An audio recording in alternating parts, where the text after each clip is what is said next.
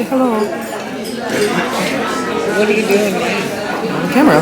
Huh? We're on camera. I know. Say hello. Wave. Oh, peace. 28 years ago, I was in labor. And it was the quickest labor ever. And the best one yet.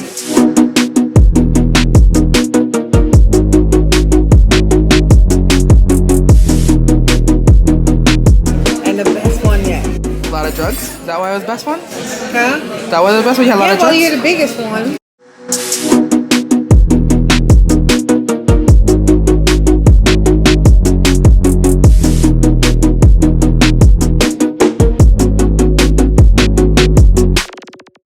I turned 28 at the beginning of this month, and I think we all reflect on our lives on the day of our birthday, if not in the realm around the day of our birthday, about how far we've come in life. And in the past 28 years of my life, I feel like I've been so many different versions of myself. Growing up, I wanted to be a singer-songwriter.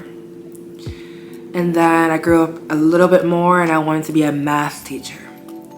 And then I grew up a little bit more and I decided to become an accountant because everyone told me how important it is to make money and have a steady job. In between growing up in high school, I decided that I didn't want to be in the area that I was in and I wanted to escape. And so by means of the military, I was going to go into the Marines, get money, come back out and become an accountant or become an accountant in the military. Either way, I was going to become an accountant but also be in the Marines. That didn't happen. I was in an accident and I couldn't do that, so I just went straight to being an accountant, and I spent 4 years of my life in university trying to be an accountant, with going toward my accounting degree. And during that time I got more into weightlifting after my accident, and I discovered powerlifting.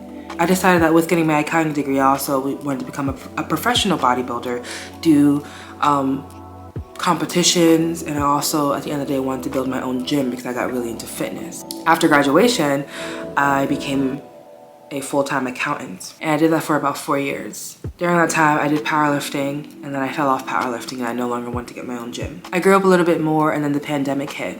That made us all be in our houses, and during my accounting career, I picked up entrepreneurship. I started my own brand called Chance at Life, and then my own actual LLC called Creative at Life, and I did that for a bit. And then during, also like in the second year of the pandemic, I put that aside and started focusing on my more YouTube influencer life, still as an accountant. I grew up a little bit more and I decided to quit my job as an accountant and do content creating full-time. And along the way, I had ideas for every single thing that I was doing. I had ideas on how to do it. I did it. I told my friends and my family the details of what I'm doing. I did it and then I stopped. I did it and then I stopped. I did it, then I got burnt out, and I stopped. And I always have ideas. I always have things I want to do and things I want to complete. And sometimes I do them, sometimes I don't do them. But all in all, in the past 28 years, I have been many things.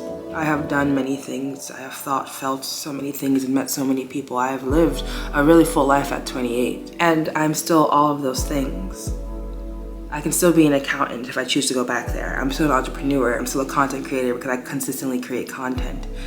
I have bits and pieces of building blocks that are my life that I'm trying to build into an empire. And along the way, I understand how crazy it seems to be jumping from one thing to the next, to have ideas here, do things here, and to do pieces of things here, and it not to all make sense or to be going into one goal. I know what it seems like, I know what it feels like, and I know what it looks like to look at my life from the outside in for my friends and my family. With every new idea, every different life venture, thought, and feeling, I went at it with like relentless vigor, and I told my ideas to everyone that I loved. And for the most part, they supported me, but I can see destitutely in their eyes how disappointing it was for me to have another idea, how confusing it was to hear me explain my ideas. And I know that.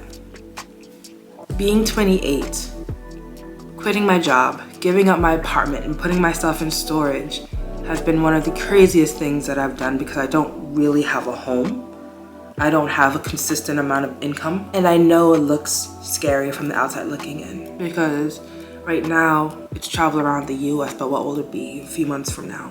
And the truth is, I don't know, because I just go towards the feeling. My path of being an entrepreneur started with the idea of chance at life, and that was the idea that it doesn't matter what you've done before, you shouldn't let that stop you from doing something completely different. It is the idea that life is a playground and you can set up, build, deconstruct, and reconstruct your playground as you seem fit, because it is your life. And life does not happen to you, it happens for you. And you are a co-creator with the universe to build a playground of life that's for you. And who would I be if I didn't take my own advice to know that I'm building, reconstructing, deconstructing my playground as I seem fit? And it may feel like a month to month reconstruction and deconstruction all the time. But I know that at the end of my life, it would be a beautiful playground. So all of that with the notion and the myth of the phoenix, and the phoenix knowing when to set fire to all that they have known. It's going to be uncomfortable, and it's going to be scary and look dangerous from the person looking at the flame. I will reinvent myself every year, every month, week, and day if it gets me to the person I know I can be, if it gets me to the person that I want to be, and the life that I want to live. And in continuously reinventing myself or building upon a life or deconstructing from the life that I had and continue to have, I've learned that there's no right or wrong way to burn your nest, to reconstruct your life, or to reinvent yourself. Because every which way that you move will bring you closer to who you want to be.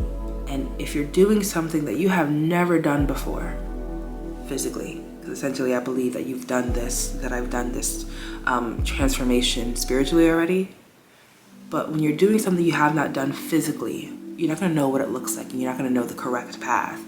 But the thing is to keep going, even if you look crazy, even if it's uncomfortable, even if no one else can see the vision. And whenever you reinvent yourself, let go of all the guilt and of all the shame and of all the fear, whether that be through writing or crying or movement. Let it go, because for the physical things that you release, the emotional things that you release, you're letting so much more. My emotions are valid, but the goal is not to be triggered every time. Never mind, it's just life. It's okay for my sanity. Reinvent yourself over and over and over again until you get the version of you that you're in love with, and be thankful for all the past versions of you that you've been through to get to where you want to be. Enough as I am. And love yourself through the entire process.